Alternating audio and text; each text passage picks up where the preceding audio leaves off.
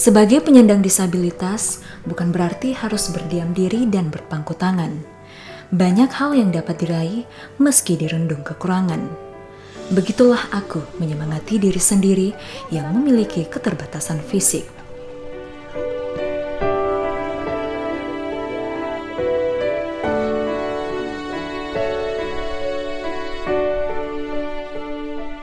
Ibuku pernah bercerita, waktu aku berusia 3 bulan, rumahku kebakaran hingga menghanguskan kasur tempatku tidur. Beruntung, ayahku bisa menyelamatkanku dari kobaran api. Namun tubuh sebelah kiriku mengalami luka bakar yang menyebabkan kerusakan jaringan tubuh.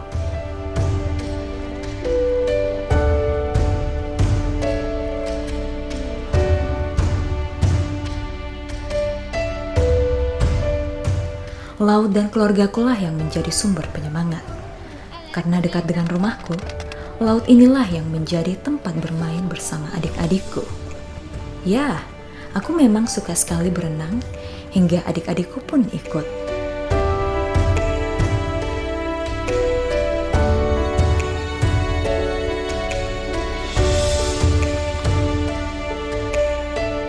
Sejak kecil, aku memang terbiasa berenang di laut. Aku lakukan di saat senggang atau bermain bersama teman-teman. Awalnya memang sulit, namun berkat ayahku, yang merupakan seorang atlet renang, aku pun dilatih menggunakan kekuatan tangan yang tak sempurna agar mampu menguasai teknik berenang dengan baik sejak usiaku 3 tahun.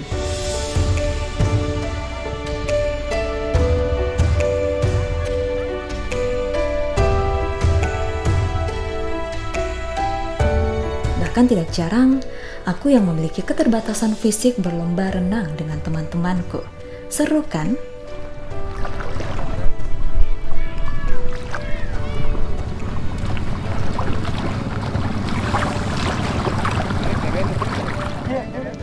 Melihat kemampuan dan kemauanku menaklukkan air di lautan, ayahku pun mendaftarkanku ke salah satu klub renang binaan Persatuan Renang Seluruh Indonesia PRSI Bantaeng agar teknik renangku semakin terasah.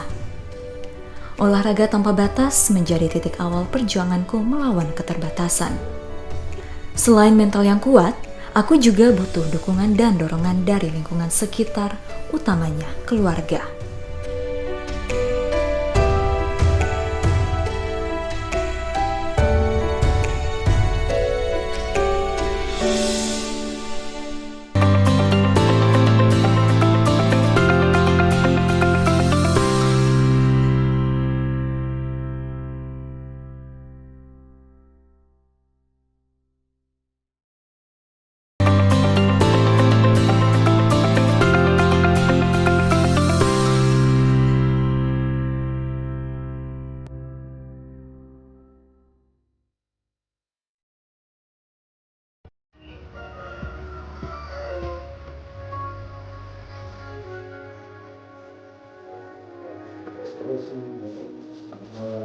Menyandang disabilitas bukan berarti tidak bisa bebas bergerak dan berprestasi.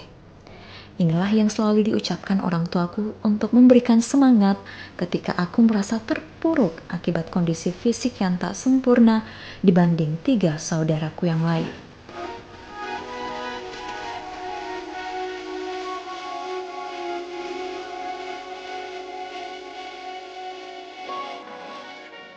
Bahkan perlakuan mereka di rumah terhadap kami tidak dibeda-bedakan.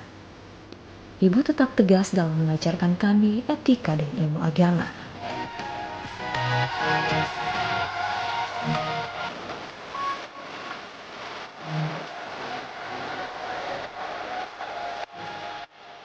Tidak hanya sebagai tenaga pengajar honorer yang mengajarkan ilmu agama di salah satu sekolah tingkat pertama di Kabupaten Bantaeng.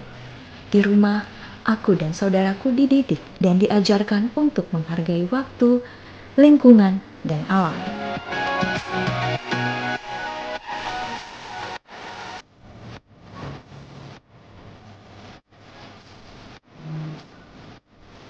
Bahkan kepercayaan diri kami terbentuk karena tegasnya didikan ibu. Maka tak heran, aku beberapa kali meraih juara ceramah di berbagai lomba ceramah keagamaan. Alamin wa bihi nasta'in. Jadi tunggu dulu jangan cuma tahu kalau ceramah sih supaya pendengar juga tidak bosan. Alhamdulillahi rabbil alamin wa bihi nasta'in wa ala umuri dunya waddin. Asyhadu an la ilaha illallah wa asyhadu anna Muhammadan abduhu wa rasuluh la nabiyya ba'da. Amma ba'du. Pertama-tama dan yang paling utama, marilah kita panjatkan puji dan puji syukur atas kehadirat Allah Subhanahu wa Ta'ala. Selanjutnya, salawat berbingkaikan salam, tak lupa kita sanjungkan kepada the best and the best Muhammad Sallallahu Alaihi Wasallam. Seperti sore ini, aku berjanji kepada teman-temanku untuk bertemu di musola tempat orang tuaku mengajarkan ilmu agama di TPA yang tak jauh dari rumah kami.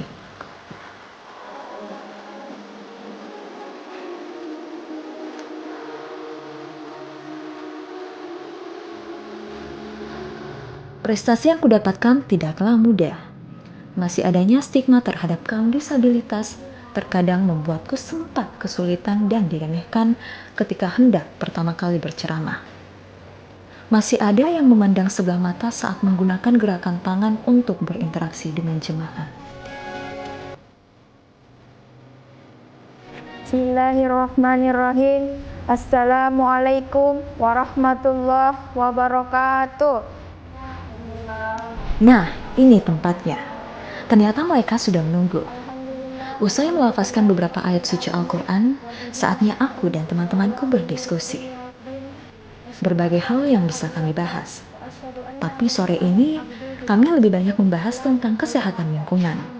Apalagi di sekitar tempat tinggalku, ada laut yang harus dijaga kelestarian dan kebersihannya, utamanya perhatian dari kami, generasi muda. Kalau kita bisa menerima nasihat dengan baik, maka akan menjadi generasi yang bermartabat. Tetapi ketika yang baik mereka tolak, maka akan menjadi generasi yang sering kita lihat di sekitar kita.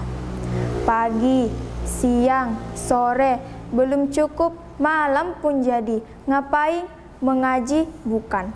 Belajar? Iya. Tapi apa yang mereka pelajari? Belajar untuk mengenal kata gaul. Hadirin yang dirahmati Allah, hidup kita ini indah, jangan kita sia-siakan, karena sedetik pun kita berada di dunia, itu adalah kehidupan. Demikianlah ceramah yang sempat saya sampaikan pada hari ini, lebih dan kurangnya mohon dimaafkan. Usikum wa nafsi bitaqwallah. Wassalamualaikum warahmatullahi wabarakatuh.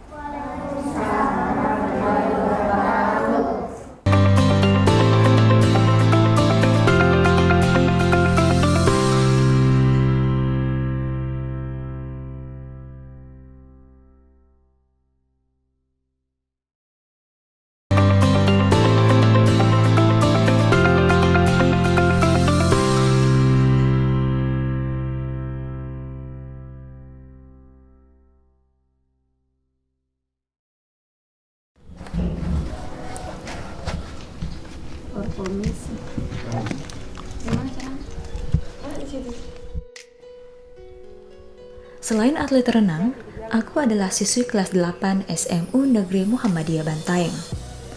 Setiap pagi, aku akan berangkat ke sekolah menggunakan transportasi umum khas Sulawesi Selatan, yaitu PT-PT. Hanya menempuh jarak yang tak terlalu jauh dan cukup membayar Rp5.000, akhirnya aku tiba di sekolah.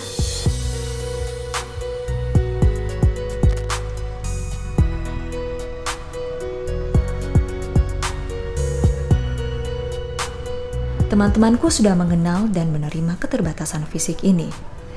Meski tak sedikit dari mereka memandang aneh dan penuh tanya. Tapi bagiku, tidak memiliki tangan yang sempurna menjadi cambuk untuk menorehkan prestasi akademik dan olahraga.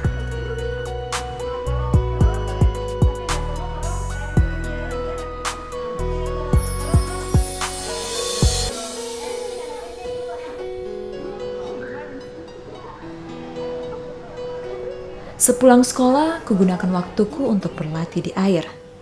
Tak hanya laut, aku pun menjelajahi wahana air yang ada di Kabupaten Bantaeng untuk melatih kemampuan dan teknik renang yang telah diajarkan para pelatih di klub renang.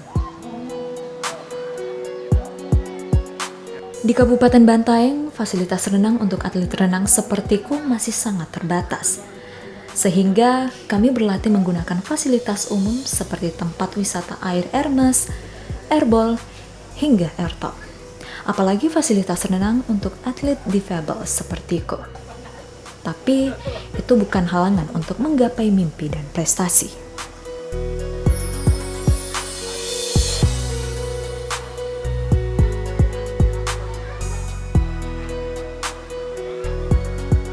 Meski tidak sempurna, tangan kiriku telah terlatih memasang berbagai perlengkapan renang seperti baju, celana renang, hingga topi renang tanpa bantuan orang lain.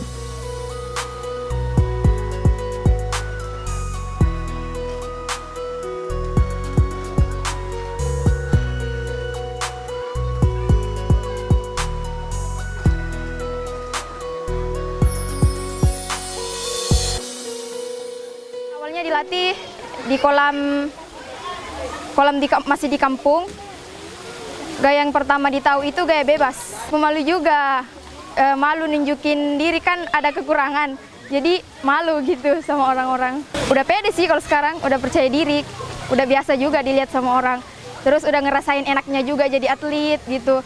Dari kepala sampai kaki itu kita nggak keluarin uang kan, kayak dibiayain sama pemerintah, naik pesawat, ke keliling kota, seneng. Semoga apa yang saya capai, apa yang saya perlihatkan bisa jadi motivasi buat teman-teman yang lainnya. Apalagi teman-teman yang lainnya kan udah lama juga gitu ya, udah lama juga latihan. Jadi semoga apa yang saya capai bisa diikuti lah.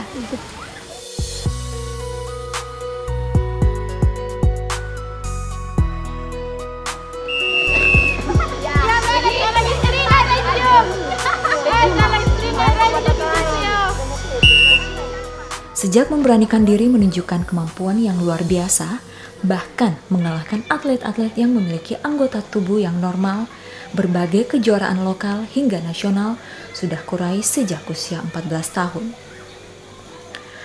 Torehan prestasi ini mampu menunjukkan jika aku bisa berbuat lebih dari orang normal sekalipun, tapi tidak menjadi kepuasan sesaat dalam meraih prestasi. Membanggakan orang tua, daerah kelahiranku, dan negara di tengah keterbatasan fisik yang kumiliki.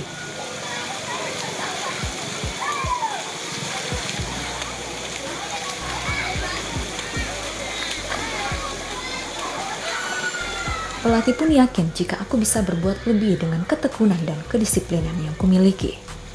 Meski aku harus berlatih dengan keterbatasan fisik yang ada.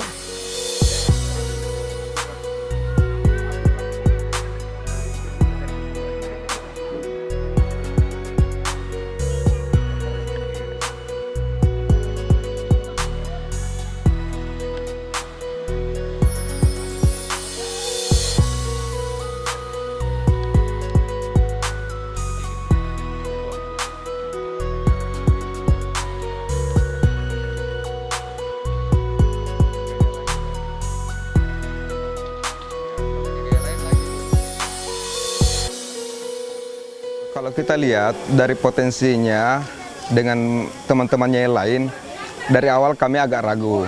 Tetapi kita melihat ketekunan beliau, di balik kekurangannya beliau, dia mampu menunjukkan kualitasnya sebagai seorang atlet yang mana mampu menunjukkan eksistensi tinggi dari segi kedisiplinan, ketekunan, talenta, bahkan kepercayaan diri mereka, kepercayaan diri beliau dalam latihan.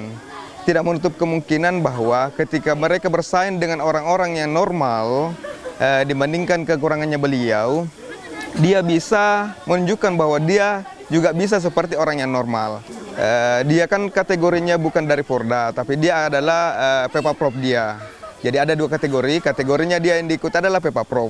Untuk kategori orang yang kekurangan dari segi cacat mental, bahkan cacat tubuh permanen. Tetapi dia mampu menunjukkan kualitasnya.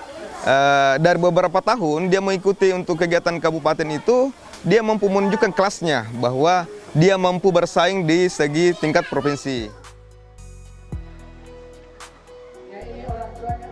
Tidak hanya fisik, aku harus menempuh jarak hingga 20 km dari tempatku tinggal menuju tempat latihan.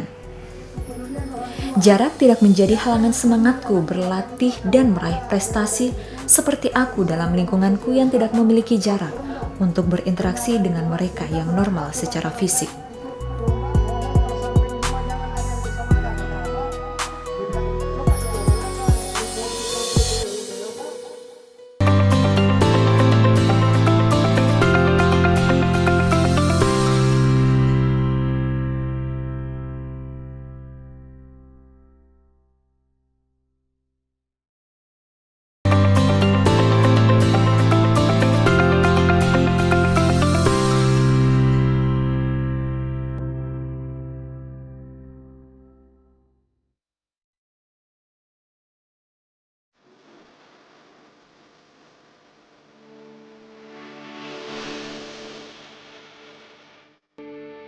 Hari ini pun aku berlatih bersama teman-teman yang tergabung dalam klub renang ini. Beberapa di antaranya bahkan telah menorehkan berbagai prestasi di tingkat lokal dengan membawa nama Kabupaten Bantaeng hingga ke tingkat nasional mewakili Provinsi Sulawesi Selatan.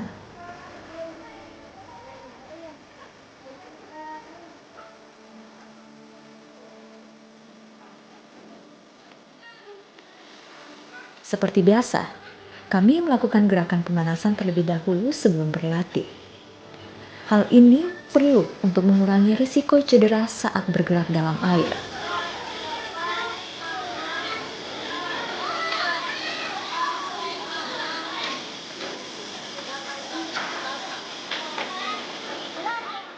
Jenis pemanasan yang biasa dilakukan antara lain mengayunkan lengan, skipping, dan peregangan.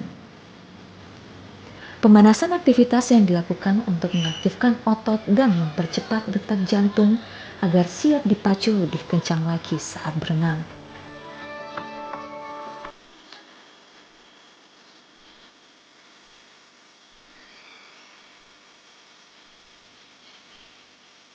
Tidak melakukan pemanasan akan membuat otot dan detak jantung melonjak tiba-tiba sehingga tubuh akan kaget dan lebih rentan cedera. Memang berbeda dari olahraga lain.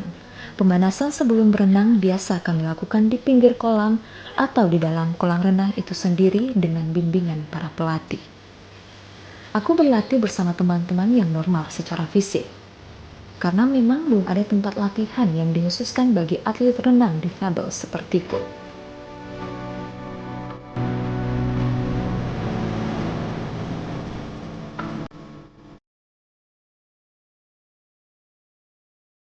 Ketika berlatih pun, tidak ada perlakuan khusus dari pelatih karena mental juara kami dibina selain pembinaan teknik renang.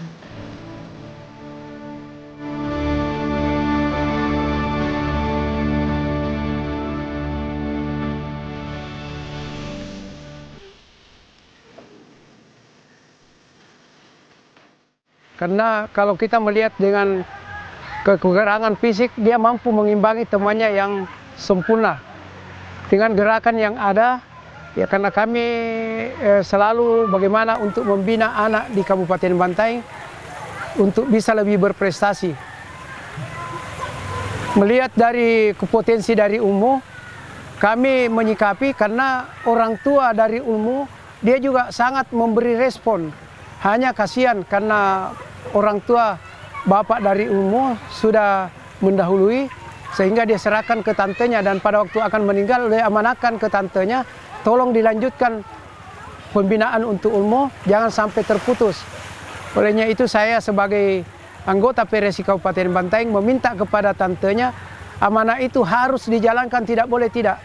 Akhirnya sampai sekarang alhamdulillah, dan sudah terbukti dia mampu mengikuti mewakili Sulawesi Selatan untuk ikut Paparnas.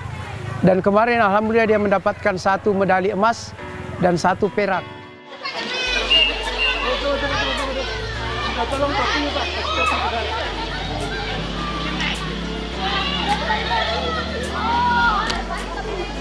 Latihan rutin aku dan teman-temanku dilakukan hampir setiap hari, apalagi jika sedang menghadapi pertandingan, baik di tingkat lokal maupun nasional.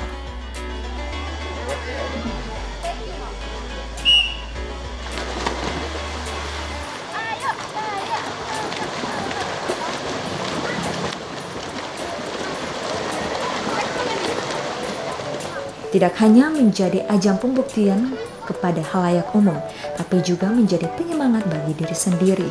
Keterbatasan fisik bukan penghalang.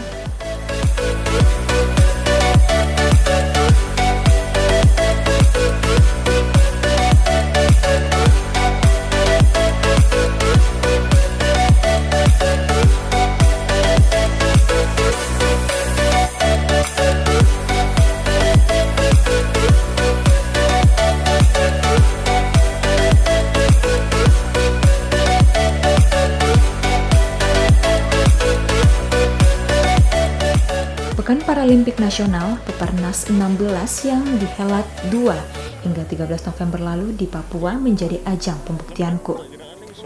Tanpa didampingi keluarga akibat pandemi COVID-19, aku melangkah menuju perhelatan Peparnas di Papua bersama rombongan atlet Sulawesi Selatan. Mudah-mudahan Allah memberikan kita kemenangan. Banyak doa yang disematkan orang tua, pelatih, dan teman-teman menemani perjuanganku di nomor gaya bebas 100 meter putri dan gaya dada 100 meter putri.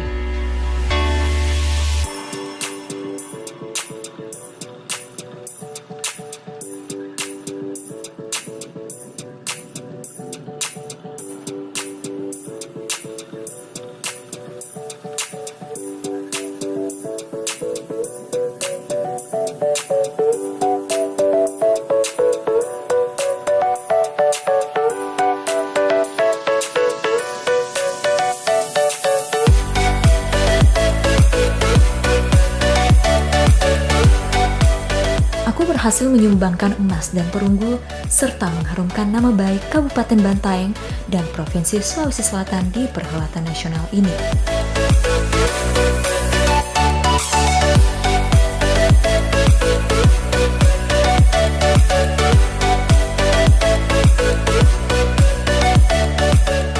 Inilah esensi pelaksanaan Peparnas, bukan sekedar kontes olahraga semata. Namun, ajang ini menjadi suatu medium yang mengajak masyarakat untuk sama-sama merayakan keberagaman dan menghormati kesetaraan sambil mengukirkan prestasi yang dapat mengharumkan nama bangsa dan negara. Selamat Nadi dapat juara 1. Ya, semoga Selamat.